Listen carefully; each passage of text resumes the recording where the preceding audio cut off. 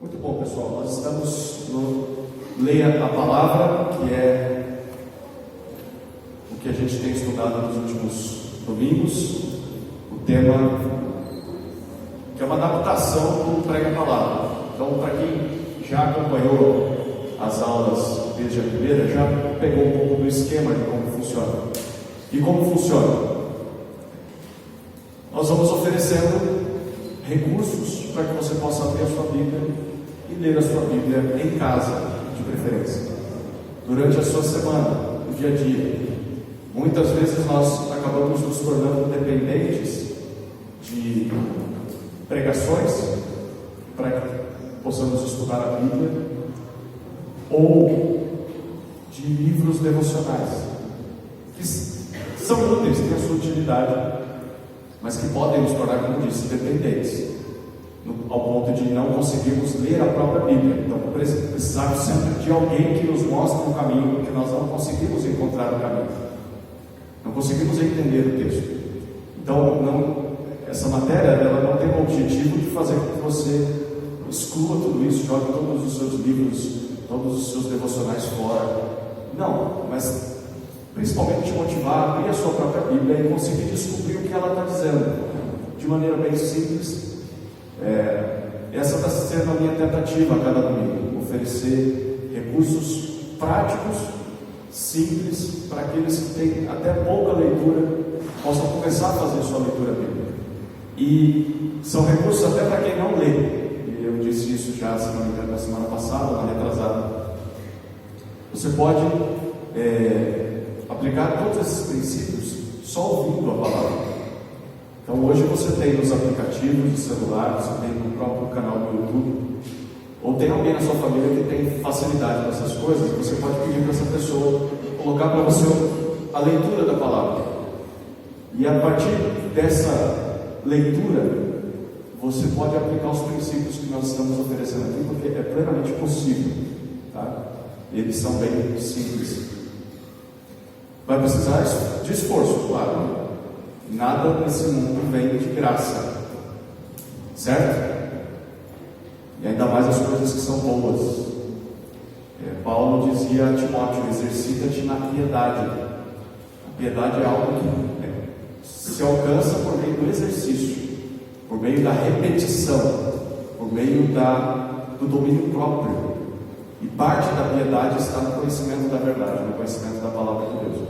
Então, se você quer conhecer mais a Deus, se você quer conhecer mais a Bíblia, não espere que é da noite para o dia que isso vai acontecer. Você vai ter que se dedicar. É um trabalho. Você está fazendo aqui hoje não é recebendo o fruto do trabalho de uma pessoa. Eu trabalhei durante a semana nesse material. E aí você simplesmente se assenta aí e diz: agora eu vou receber todas essas informações. O pastor é responsável por me fazer entender a Bíblia. Não. Eu estou aqui compartilhando recursos com vocês, e vocês estão em trabalho nesse momento também. Sabe qual que é o trabalho de vocês agora? Nessa primeira parte, é se concentrar. É esquecer o café que você não tomou, ou esquecer o almoço que você vai preparar, e focar nessas horas agora, nesses minutos. Ter atenção, foco naquilo que vai ouvir. E na segunda parte, o seu trabalho vai ser aplicar tudo que a gente vai falar aqui. Então, isso aqui é um exercício para a semana. Na sua devocional, na sua leitura bíblica durante a semana, não adianta separar 5 minutos no dia e querer que Deus fale com você em 5 minutos naquela correria, né, enquanto você mastiga um pedaço de pão e está a caminho do ônibus. Deus pode falar com você, mas Ele prefere que você dê atenção a esse momento, como você dá tantas outras coisas. Então, os recursos, eles vão ser muito úteis, mas eles não são mágica. Eles são ferramentas para que você, como ontem nós estivemos na quadra ali, né, capinando o terreno, espalhando areia, havia enxada, havia pá, rio de mão, né, tinha a brocha, tinha o cal que nós usamos para pintar. Então assim, havia ferramentas que nos ajudaram no trabalho. Se não tivéssemos as ferramentas, seria muito mais difícil. O que eu estou oferecendo aqui são ferramentas, mas você vai ter que trabalhar mesmo assim. Tudo bem?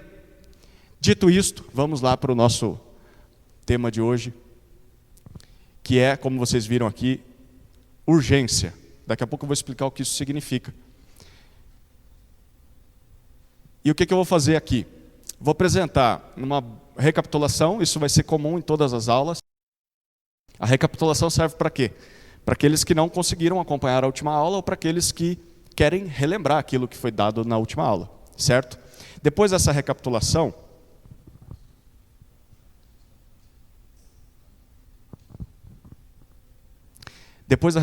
nós vamos trabalhar a pergunta número 5. E, por fim, nós vamos ter um momento de prática no capítulo 2 de 1 Tessalonicenses. Quem aqui estava na última aula? Levante uma de suas mãos. Você saiu daqui com uma folhinha, certo? Quem aqui conseguiu trabalhar nessa folhinha? Muito bom, ótimo. Se você não conseguiu trabalhar na folhinha, vai trabalhar hoje. O seu trabalho vai ser um pouquinho mais exigente, porque o trabalho da semana era para te preparar para o que você vai fazer aqui hoje. Mas, de qualquer maneira, vai dar para fazer. Vamos lá, então. Uma recapitulação. Nós estamos oferecendo uma maneira de ler a Bíblia, na verdade, ferramentas que a gente poderia resumir como coma. Literalmente, não literalmente, né? Mas para você poder comer a palavra de Deus, poder se alimentar do que você está lendo. O coma é oferecido pelo autor David Helm nesse livro Discipulando com a Bíblia. É um livrinho muito útil para mostrar como você pode fazer discípulos sem precisar de um material didático, de um livro especial, só com a Bíblia. Abre a Bíblia, lê junto com a pessoa, tenta entender o que o texto está dizendo e ora com base no que aprendeu. E isso é poderoso. Então o livro ele vai mostrar vários recursos de como isso pode ser colocado em prática. E lá pelas tantas no livro ele oferece o método coma, que nada mais é do que um acróstico que oferece 4 momentos do estudo bíblico. Primeiro você identifica o contexto, é o C do nosso coma.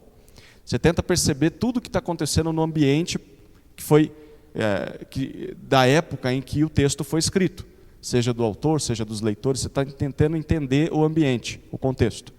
Depois você vai para o segundo momento do seu estudo bíblico, que é observar o texto. Como o autor está construindo o texto, o que salta aos olhos, sobre qual tema ele está tratando. E aí você vai para o terceiro momento, que é o momento de entender a mensagem do autor. Não basta ter lido o texto, você precisa entender o que o texto significava. E se você fez o trabalho correto no C e no O, provavelmente você vai estar com muitas ferramentas para descobrir o M, que é a mensagem. Você primeiro tenta identificar o contexto, depois você vai para a observação, e aí você descobre a mensagem do texto. E aí, por fim, você aplica a aplicação. Muitas vezes nós vamos para os nossos devocionais tentando chegar já no A, né? Eu quero descobrir o que esse texto tem a falar para mim hoje, para os meus desafios, para as minhas lutas. Mas muitas das vezes em que nós fazemos isso, nós ignoramos as 3 primeiras partes: contexto, observação e mensagem. E aí o que geralmente acontece, nós aplicamos o texto errado na nossa vida. E aí a gente acha que está obedecendo a Deus, mas não está. A gente acha que entendeu a passagem, mas não entendeu. E aí a nossa vida começa a ficar diferente do que o texto está dizendo. E a gente usa o texto para justificar as nossas atitudes erradas. Então, isso tudo começa com a sua leitura bíblica. Por isso, nós estamos trabalhando esse método coma.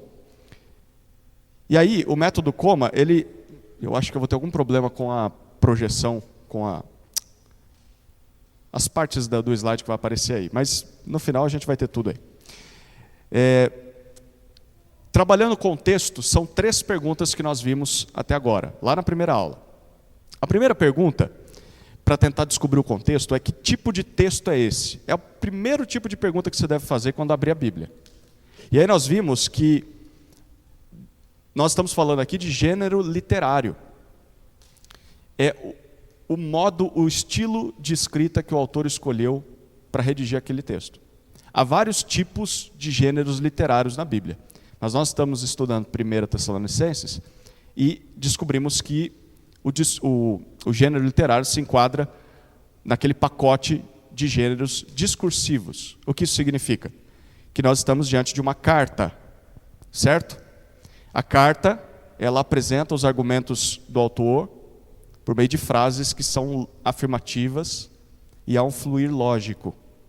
Então é importante saber disso. O autor está construindo um argumento. Eu não posso perder os detalhes e também não posso ficar preso nos detalhes. Eu tenho que sempre olhar os detalhes, mas focando no todo. O que ele está dizendo como um todo?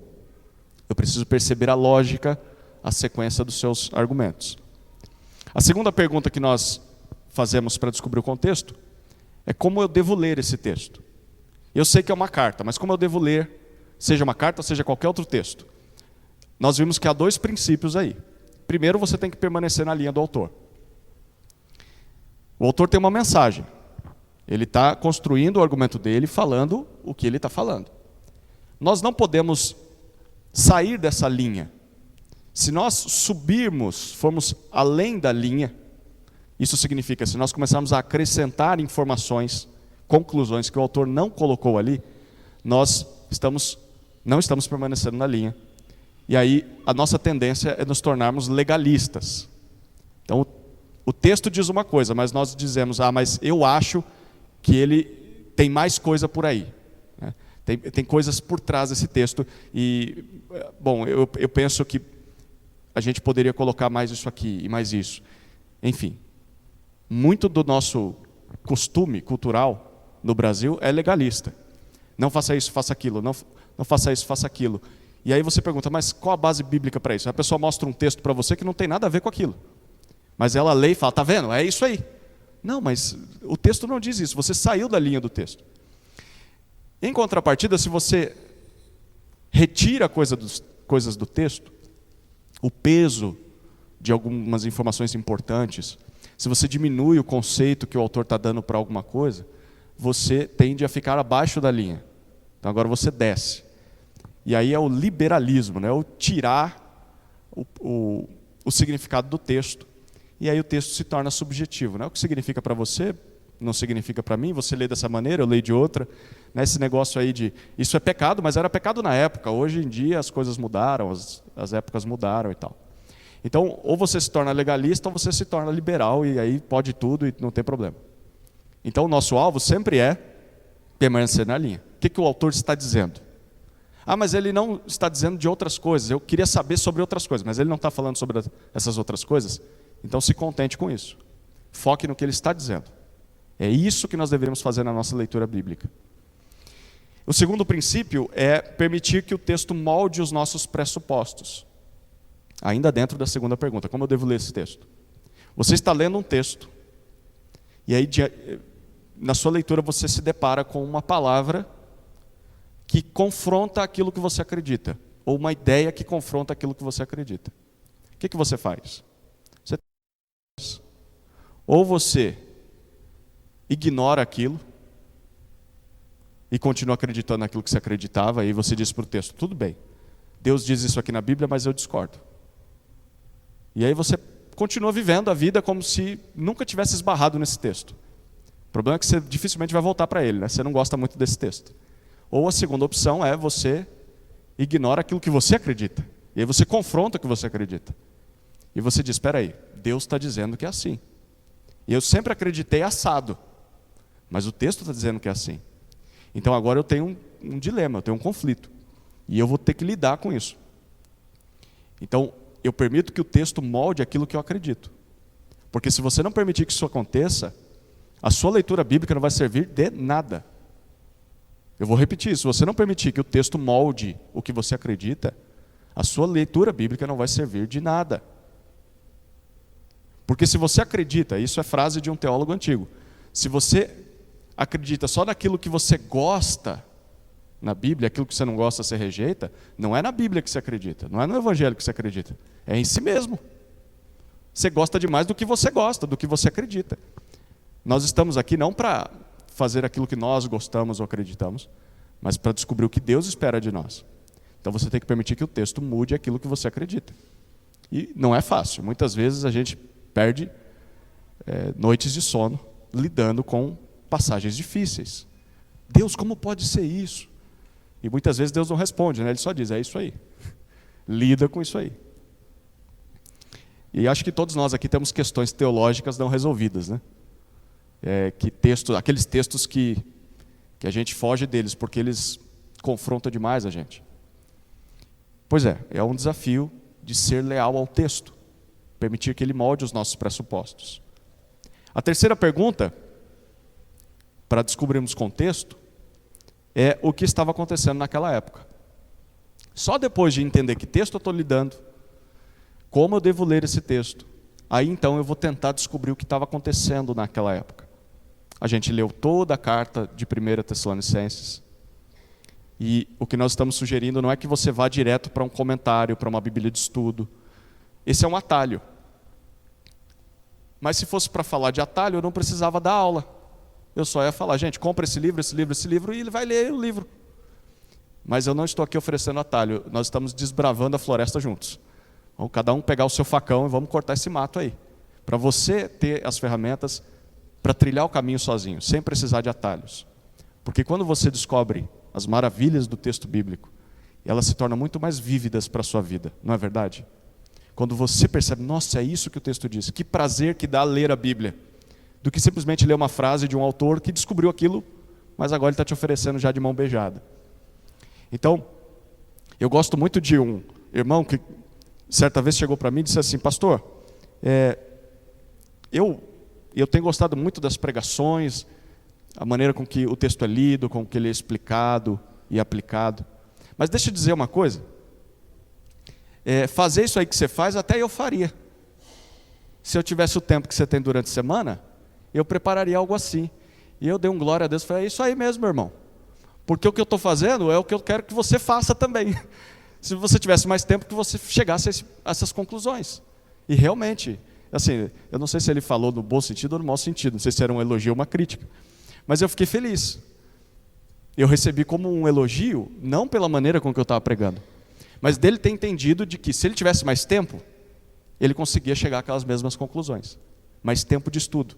Então, o meu alvo é esse. Que vocês olhem e falem, mas isso aí eu consigo fazer? Ótimo! Então faça durante a semana. Não se resuma apenas a ouvir uma pregação de domingo. Estude a Bíblia durante a semana. Com certeza vai ser muito proveitoso. Então o que estava acontecendo na época? Eu não vou para comentários. Eu fico com o texto. Ah, mas tenho dúvidas, coisas que o texto não responde. Deixa isso para um segundo momento. Anote as dúvidas, mas não vença essa tentação de ficar saindo do texto tentando achar resposta em outros lugares. Deixe que o texto tente responder essas perguntas. Depois nós vamos para o ódio e observação, já falamos sobre isso. A observação contempla duas perguntas. A pergunta número 4 e número 5. A pergunta número 4 é como é que o autor organizou as suas ideias. Então tentei entender já o ambiente, já sei como eu devo ler o texto, já sei que isso é uma carta, e aí agora eu começo a perceber como o autor está estruturando o seu pensamento. Então, essa ideia de organização passa pelo conceito de estrutura. O que é estrutura? É a forma escolhida pelo autor para transmitir a sua mensagem através de ideias menores. Então, essa é a característica da carta. Se a gente tivesse em outro gênero literário, a estrutura de outro gênero literário seria diferente. Mas na carta, o que o autor está fazendo? Ele quer chegar lá. Então, estou aqui, quero chegar até o João lá na porta. Para que eu chegue até a porta, eu vou escolher um dos dois caminhos aqui. Ou vou por esse corredor, ou vou por aquele. Se eu for por esse aqui, eu não vou por aquele. Se eu for por aquele, eu não vou por esse. Aí, eu começo a dar passos. Eu posso dar passos mais rápidos, ou mais devagar. Eu posso ir de lado, de frente, tentar ir de costas. Há várias possibilidades, e eu vou ter que escolher uma. Então, quando nós estamos lendo um texto, nós estamos tentando descobrir quais as possibilidades, quais os caminhos que o autor tentou ou utilizou para chegar do outro lado, para transmitir a sua mensagem. Então, pegando essa ilustração para um texto, vamos supor que eu seja o autor de uma carta e eu quero que a minha mensagem chegue até o João, que está lá na porta. Então, eu escrevo o meu texto, escolhendo. Vou por aqui, vou falar sobre isso. Aí aqui eu vou correr um pouquinho mais. Aqui eu vou mais devagar, porque eu acho que o João vai ter que prestar bastante atenção nessas palavras. Aqui eu vou contar uma historinha, para que ele entenda o que eu estou querendo dizer. Depois eu volto com uma conclusão. É isso que o autor está fazendo na carta, até que minha mensagem chegue ao João e ele entenda claramente o que eu queria dizer. Ficou mais ou menos claro o que significa a estrutura? A maneira com que o autor está escolhendo transmitir a sua mensagem. Então ele vai construindo isso. E o nosso papel nesse momento é identificar isso.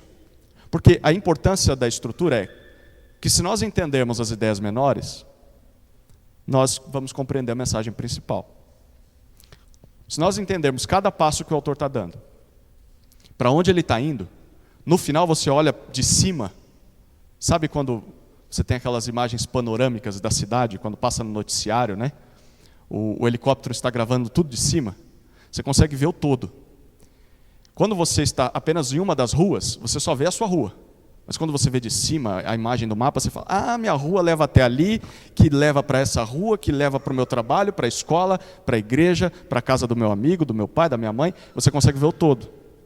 É isso que a gente está tentando ver na estrutura. Ver as pequenas ruas, os pequenos passos e depois juntar tudo isso. Aí nós chegamos na quinta pergunta, que é ainda na observação, que é a que a gente vai responder hoje. Qual era o pecado ou a necessidade dos leitores? Ou, em outras palavras, qual era o problema dos leitores? A gente vai falar mais sobre isso hoje, então não vou desenvolver muito. Depois nós temos a sexta e a sétima pergunta, que é sobre mensagem. Agora a gente está tentando descobrir a mensagem do texto. E a pergunta número 6 é qual a lição principal desse texto? O que o autor está querendo ensinar como um todo? Sétima pergunta é o que tudo isso tem a ver com Jesus? Essa aula particularmente vai ser bem legal, sobre o que o texto significa à luz do que Jesus fez. E por fim você chega na aplicação, respondendo a oitava pergunta. O que Deus espera de nós? Então assim, mesmo que a gente ainda esteja na pergunta 5, ainda faltam as outras aulas, se você pegar essas perguntas, colocá-las do lado do texto bíblico, no seu momento devocional com Deus, separar meia hora que seja, e tentar responder essas perguntas, só com o texto que você tem em mãos. Mesmo que não seja tudo no dia só. No primeiro dia você responde a primeira pergunta, no segundo dia a segunda pergunta. Eu garanto para você que a sua leitura vai ser muito mais produtiva do que se você ficar se alimentando só de devocionais, de leituras rápidas. Com certeza isso vai te ajudar muito a ler a Bíblia. Então, mas eu não quero ficar preso a isso. Se você não tem o hábito de ler a Bíblia porque acha difícil de entender a Bíblia, comece por isso. Depois que você for pegando o hábito, aí você vai além dessas perguntas. Mas comece por elas. É o que a gente está sugerindo aqui. Alguma pergunta sobre as 8 perguntas?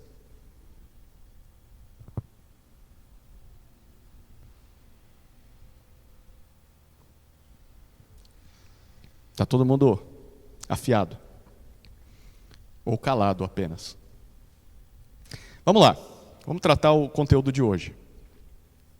O conteúdo de hoje é a pergunta número 5, qual era o pecado ou a necessidade dos leitores?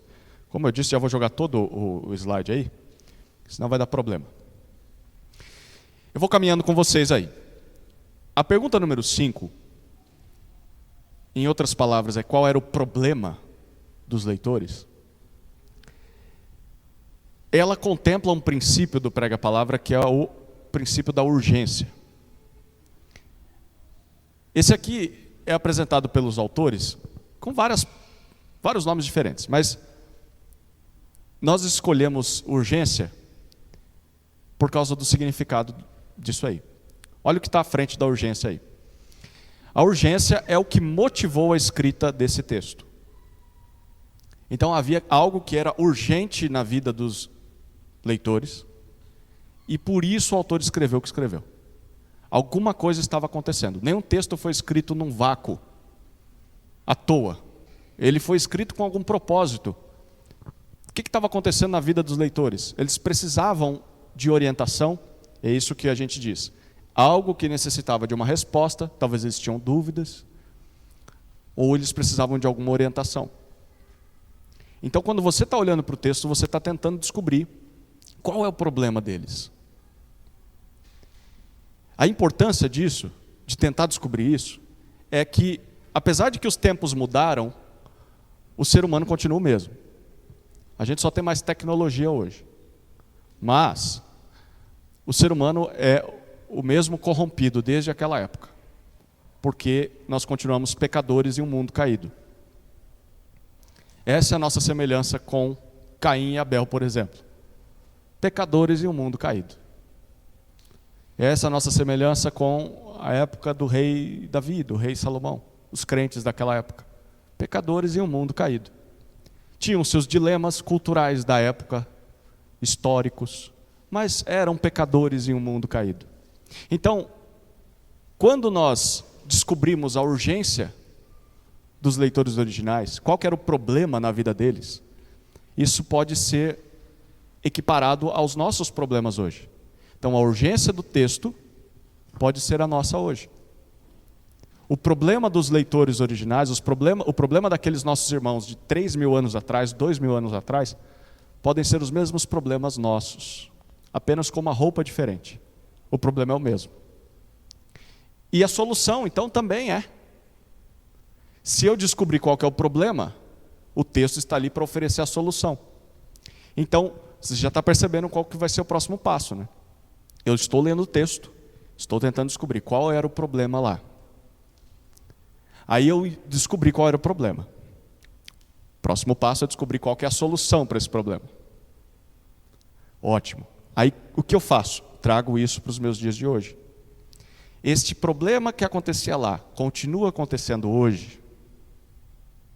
Sim. E aí você vai identificar como ele acontece hoje, na minha vida, na vida das pessoas ao meu redor, na vida da nossa igreja, na sociedade.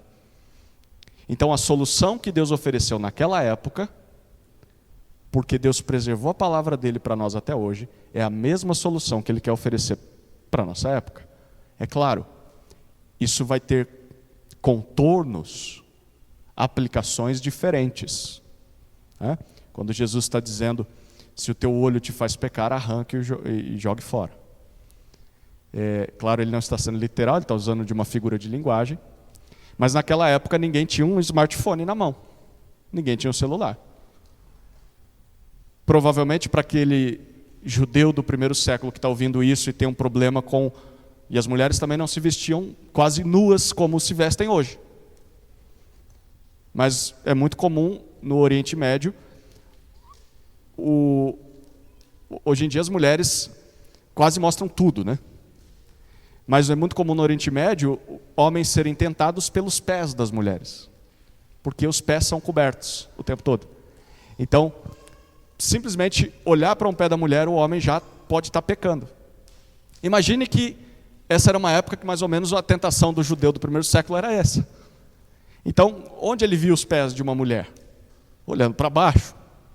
Né? No momento em que talvez por algum vento, alguma coisa, a sua roupa levantasse e ele visse o tornozelo dela. Né? Então não posso olhar para...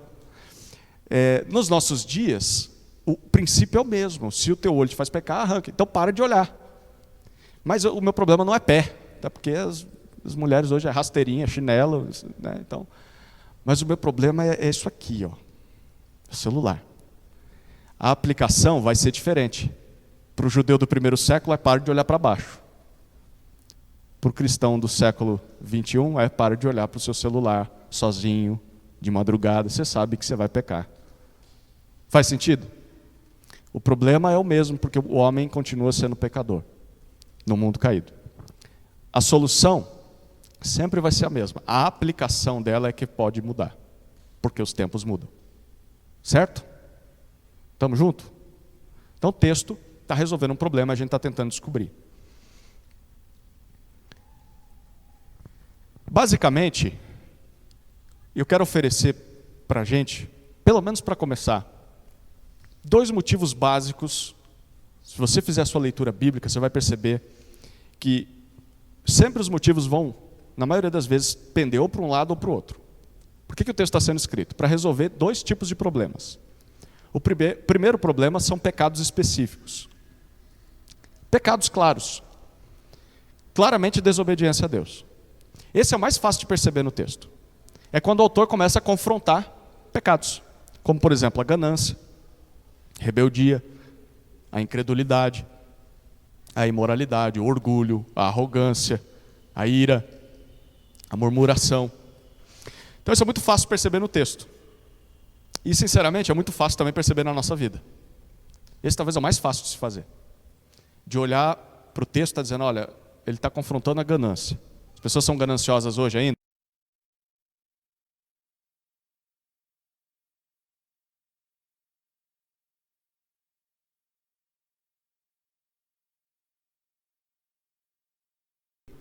Que são necessidades humanas. E do que ele está falando quando ele trata sobre isso? Sobre consequências da queda. E quando eu digo isso, eu estou colocando no jogo um outro tipo de situação que não seja pecado. Mas a gente sofre por causa dessas situações. Coisas pelas quais nós não sejamos culpados, mas experimentamos. Olha alguns exemplos.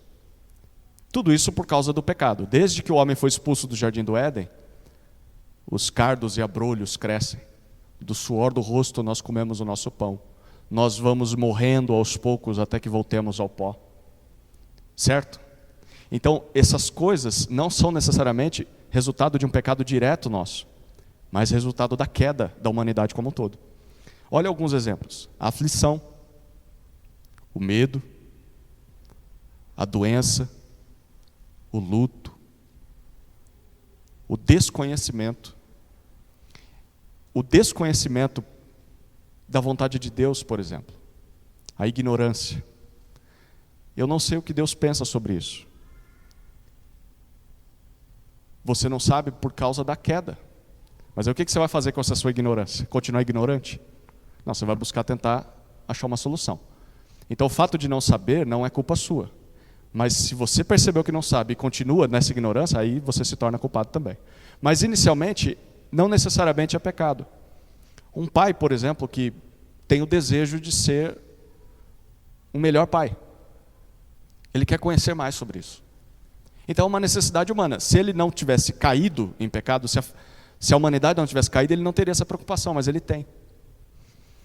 As limitações físicas, limitações de intelecto, são resultados da queda. Então, os leitores originais podiam não estar pecando, mas podiam estar sofrendo as consequências da queda e precisando de uma resposta. Como é que eu lido com isso? Como é que eu lido com essa situação? Eu não sei. E o autor também está tentando resolver esse problema.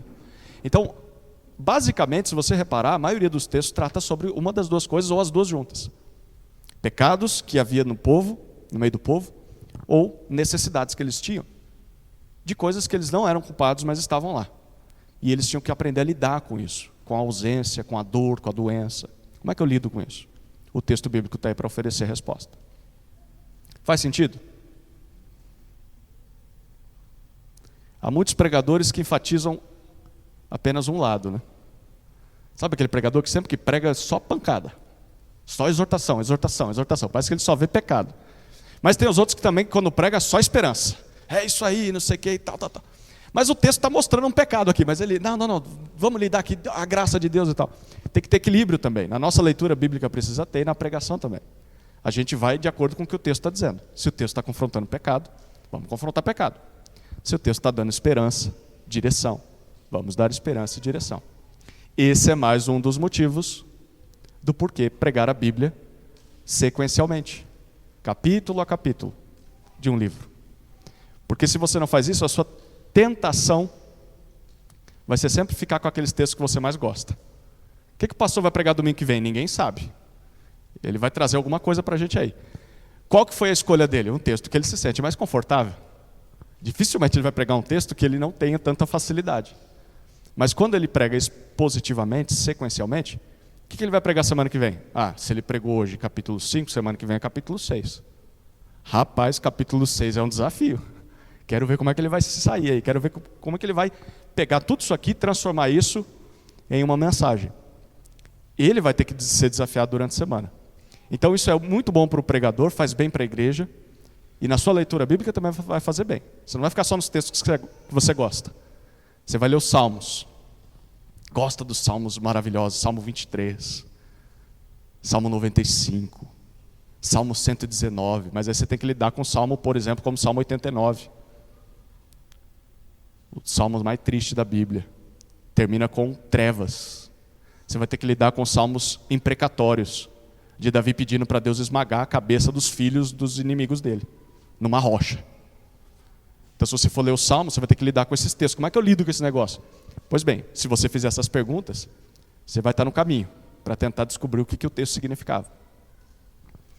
Tem alguns exemplos no texto que eu quero sugerir para vocês. Vamos olhar aí, rapidamente, na própria carta aos Tessalonicenses. 1 Tessalonicenses, capítulo 4.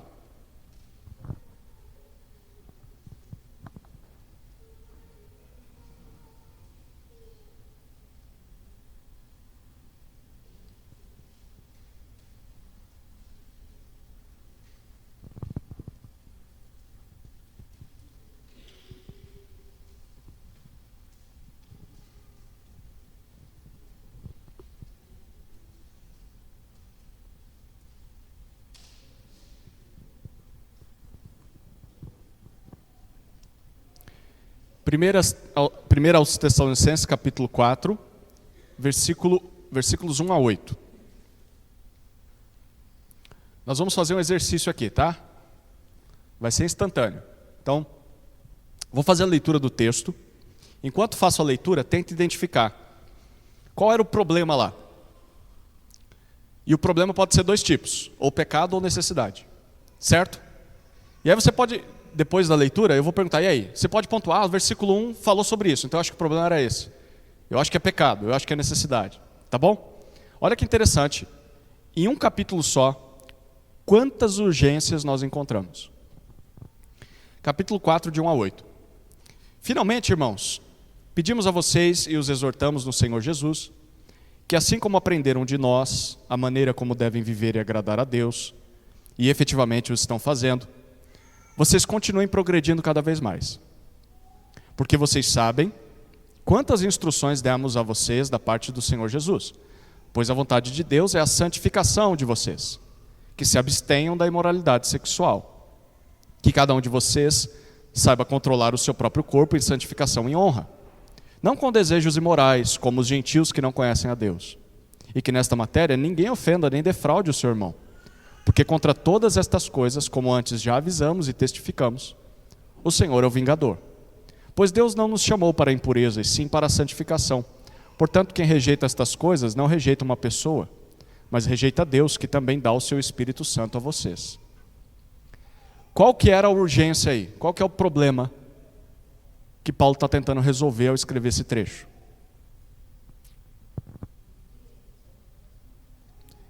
Certo? A irmã Ivone destacou obediência ou desobediência.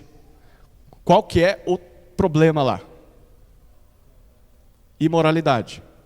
Certo?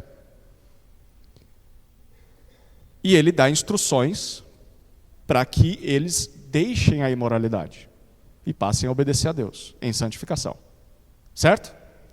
Então, a urgência desse trecho está mais para pecados ou mais para necessidades? Pecado. Certo? Agora olha o próximo texto, a partir do versículo 9 até o 12. Quanto ao amor fraternal, não há necessidade de que eu lhes escreva, porque vocês mesmos foram instruídos por Deus a amar uns aos outros. E na verdade vocês já estão fazendo isso em relação a todos os irmãos em toda a Macedônia. Porém, irmãos, exortamos vocês a que progridam cada vez mais e se empenhem por viver tranquilamente, cuidar do que é de vocês e trabalhar com as próprias mãos como ordenamos, para que vocês vivam com dignidade à vista dos de fora e não venham a precisar de nada. E agora, qual que é o problema que a gente vê aí? Por que ele está escrevendo esse texto? Qual que era a situação dos leitores ali?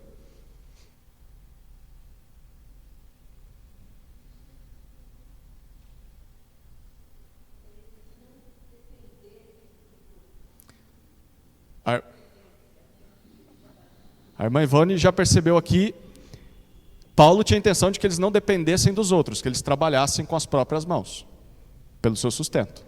O que mais que a gente vê ali? Certo? Ele até diz, ó, vocês estão amando, mas continuem. Continuem amando, progredindo cada vez mais.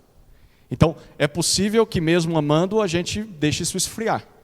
Então, ele quer deixar isso, ó, não esquece de amar. O que mais?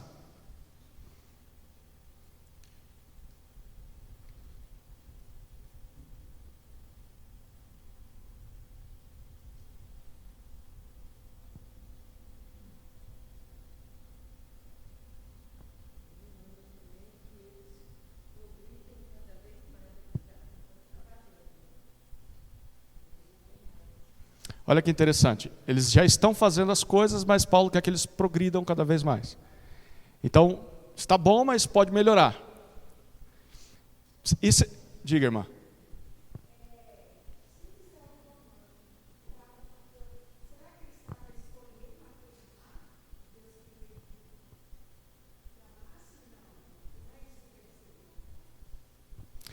Se você reparar no versículo 10, diz que vocês já estão fazendo isso em relação a todos os irmãos em toda a Macedônia, certo? Então, Paulo já está afirmando, vocês já estão fazendo isso com relação às igrejas, né? Aos crentes. Porém, aí ele diz ainda no versículo 10, exortamos vocês a que progridam cada vez mais. Então, não é que eles não estavam amando, mas ele quer que eles façam isso com mais intensidade ainda. Né? Aqui a gente percebe, o texto se enquadra mais na questão de pecados ou de necessidades humanas? Pecados. Certo? Eles podem deixar o amor esfriar, eles podem parar de trabalhar e ficar dependendo dos outros, então continuem, não deixe isso aí esfriar. Certo? Faz sentido? Agora olha que legal como a Bíblia é rica. Aí a gente vai para o próximo trecho, que é a partir do versículo 13. Olha, presta atenção na leitura, até o versículo 18. Irmãos, não queremos que vocês ignorem a verdade a respeito dos que dormem, para que não fiquem tristes como os demais, que não têm esperança. Pois se cremos que Jesus morreu, Deus, mediante Jesus, trará na companhia dele os que dormem. E pela palavra do Senhor, ainda lhes declaramos o seguinte: nós, os vivos, os que ficarmos até a vinda do Senhor, de modo nenhum precederemos os que dormem. Porque o Senhor mesmo, dada a sua palavra de ordem, ouvida a voz do arcanjo e ressoada a trombeta de Deus, descerá dos céus. E os mortos em Cristo ressuscitarão primeiro, depois nós, os vivos, os que ficarmos, seremos arrebatados juntamente com eles entre nuvens para o encontro com o Senhor nos ares. E assim estaremos para sempre com o Senhor. Portanto, consolem uns aos outros com estas palavras. Qual era agora a situação deles? Qual o problema que eles estavam enfrentando?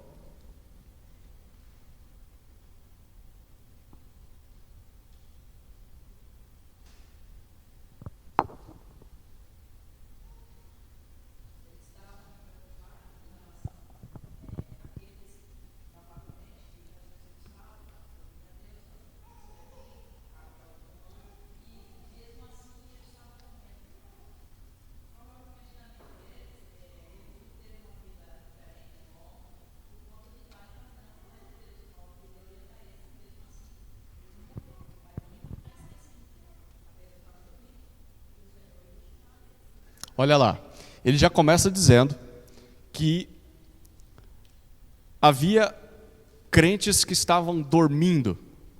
E a gente percebe que essa é uma maneira carinhosa de se referir a quem já morreu. Né?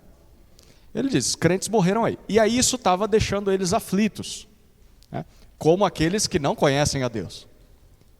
Então ele diz, eu não quero que vocês sejam ignorantes nesse assunto. Então ele conta um pouquinho sobre o que vai acontecer no último dia. Certo? E aí, com base em tudo isso, o que Paulo quer provocar neles? Que eles façam com toda essa informação. Que eles façam congressos e conferências para discutir escatologia. É isso? Que eles fiquem divididos, né? Eu acredito no milênio, não, o milênio não vai ser assim, não vai ser assado, e arrebatamento, vamos fazer um filme, vamos fazer livro. É isso que ele está querendo produzir? O que ele quer produzir na vida da igreja com base em tudo que ele falou? Esperança. Tenham esperança. E aí, o que eu faço com essa esperança? No finalzinho do texto, o que ele diz para eles fazerem uns com os outros? animar, consolar uns aos outros com isso. Pega a escatologia, pega a doutrina das últimas coisas e não usa para discutir com o outro, para brigar com o outro. Usa isso para encorajar quem está sofrendo porque perdeu um ente querido no Senhor. Era isso que você deveria fazer com teologia das últimas coisas. Agora, olhando para isso, a igreja estava nesse assunto mais no lado do pecado ou mais no lado da necessidade? Necessidade. Está vendo como é rica a palavra de Deus? Que delícia, você está lendo, já foram 2 exortações, né? Uma contra a imoralidade, a outra, olha, continue amando e trabalhando. Mas agora ele fala, mas eu vou falar com aqueles que estão sofrendo porque perderam entes queridos. Maravilhoso isso, né? E aí você tem, eu vou pular um trecho aí, vamos para o 5, 12 a 22, um último exemplo. Agora parece que Paulo pega uma metralhadora e aí começa a atirar. Olha lá cada projétil aí. Irmãos, a partir do versículo 12, capítulo 5, 12 a 22. Irmãos, pedimos que vocês tenham em grande apreço os que trabalham entre vocês, que os presidem no Senhor e os admoestam. Tenham essas pessoas em máxima consideração, com amor, por causa do trabalho que realizam. Vivam em paz uns com os outros. Também exortamos vocês, irmãos, que admoestem os que vivem de forma desordenada, consolem os desanimados, amparem os fracos e sejam pacientes com todos. Tenham cuidado para que ninguém retribua aos outros mal por mal. Pelo contrário, procurem sempre o bem uns dos outros e o bem de todos. Estejam sempre alegres. Orem sem cessar. Em tudo deem graças, porque esta é a vontade de Deus para vocês em Cristo Jesus. Não apaguem o espírito, não desprezem as profecias, examinem todas as coisas, retenham o que é bom, abstenham-se de toda forma de mal. Olha aí, quanta coisa. Qual era a urgência aí? Qual é o problema deles que Paulo está resolvendo? Ou os problemas, né? Quais que você percebe aí?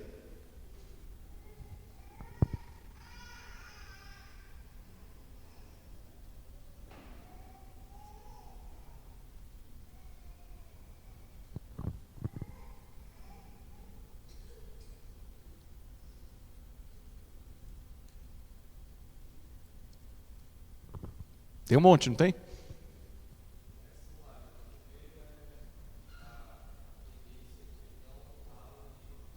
Ok. Havia algum problema com o líder lá. Não do líder para com a igreja, mas da igreja para com o líder. Alguns, provavelmente, não estavam tratando os líderes como deveriam. E aí Paulo então diz, olha, tenham um grande apreço por essas pessoas. Respeitem os seus líderes. Ouçam seus líderes. Isso é pecado ou é necessidade? Pecado. E depois? Com outro aí que você percebeu. Não precisa ser na sequência, né? Talvez você destaque um lado de baixo.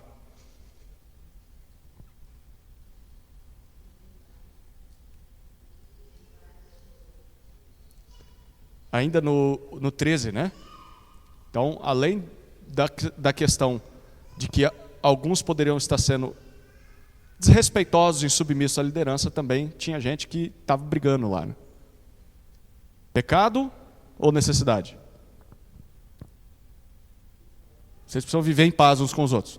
Pecado. O que mais?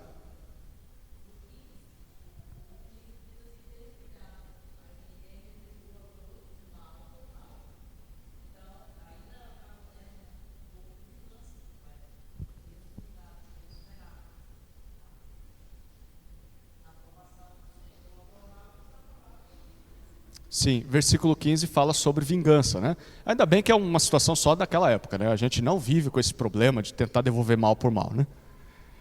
Eles, não todos, mas poderia haver, e Paulo achou por bem escrever, então tinha gente que tinha problema com isso, em perdoar, em fazer o bem para pessoas que fazem mal para eles.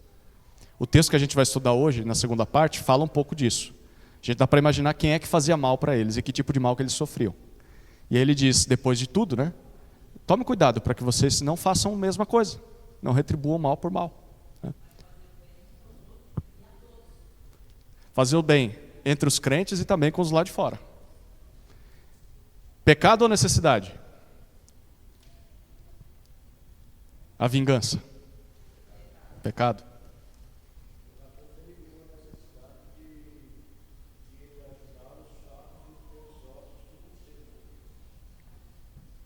O 14 é muito interessante, né? Tem muita coisa no 14. Ele pede para que toda a igreja admoeste ou exorte, chegue perto de algumas pessoas. E para cada tipo de pessoa haveria um tipo de tratamento diferente. Na igreja tinha gente que vivia de forma desordenada. E aí o que ele diz para fazer com essa turma? Vai e exorta, admoesta. Aí tinha o segundo grupo que eram os desanimados. O que a gente faz com o desanimado? A gente vai lá e humilha mais ele. Fala, você não vem para a igreja, meu? Tem que ler a Bíblia, tem que orar, você está doente assim por causa... É para fazer isso com o desanimado? Talvez tudo isso seja verdade, mas a primeira coisa que você faz desanimado é anima, encoraja o homem. Né? Depois que ele... Aí agora você começa a bater, né? Porque ele já está de pé, mas ele está deitado. Não chuta o cachorro morto, né? Ajuda o cachorro a levantar. Então anima aí o desanimado. Então a gente tem que ter sabedoria também para saber que situação a pessoa está vivendo, né? E aí tem um terceiro caso também, que eram os fracos, né? Pessoas que estavam fracas. Ele não diz que tipo de fraqueza era essa, mas diz o que deveria ser feito. Ampare ele. Ampare o fraco. E aí, no final, ele joga o pacote para todo mundo, né? Com todo mundo você deve ser paciente. Mas eu não tenho paciência com aquele irmãozinho, meu. São 15 anos de igreja fazendo a mesma coisa. Paulo diz, tenha paciência com ele. Tenha paciência. Tenha paciência com aquele irmão, aquela irmã, aquele idoso, aquela criança. Tenha paciência com todos. Pecados ou necessidades? Tá vendo? A gente tem a pegadinha aqui, né? Porque o que vive de forma desordenada é pecado ou necessidade? Pecado. Aquele que está, qual que é o próximo aí? Não, desanimado, pecado ou necessidade? O que precisa ser feito com ele? Consolar. Então, oferece encorajamento para ele. Aí o terceiro, que é o fraco. O que a gente faz com o fraco? Ampara. Pecado ou necessidade? Necessidade. Vai dar amparo para ele. Ser paciente.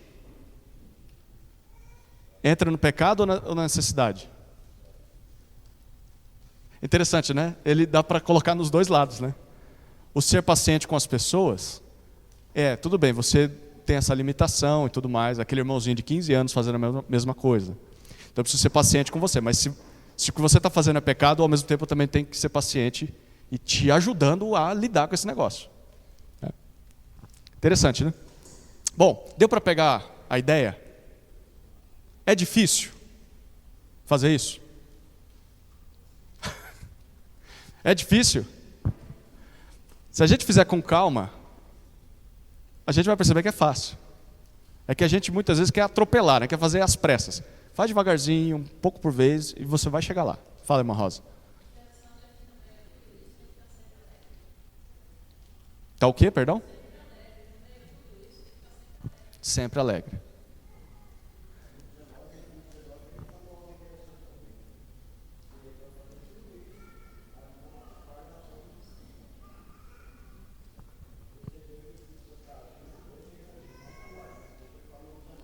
Exato. O fato de não estar sempre alegre, pecado ou necessidade?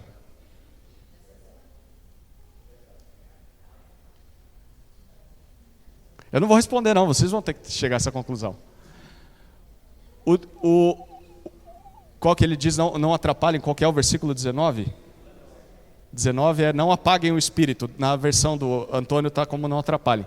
Apagar o espírito, ou atrapalhar o espírito, pecado ou necessidade? Pecado. Muito legal, né? Mesmo que você não consiga identificar se é pecado ou necessidade, você está vendo que esse era o problema. E se é o problema, tem a solução no texto. E se é um problema e tem a solução na nossa vida também. Então hoje o fato de não estarmos alegres o tempo todo, como Paulo está dizendo, é um problema na nossa vida? Então, vamos descobrir como possamos ficar alegres. Leia a carta. Leia essa carta e você vai descobrir como que você pode ficar alegre mesmo sofrendo. Que é o que a gente vai descobrir um pouquinho hoje. Tudo bem, gente? Deu para pegar a ideia? Então, o que a gente vai fazer? Eu vou apresentar para vocês agora. A gente já deu nosso tempo aqui para intervalo.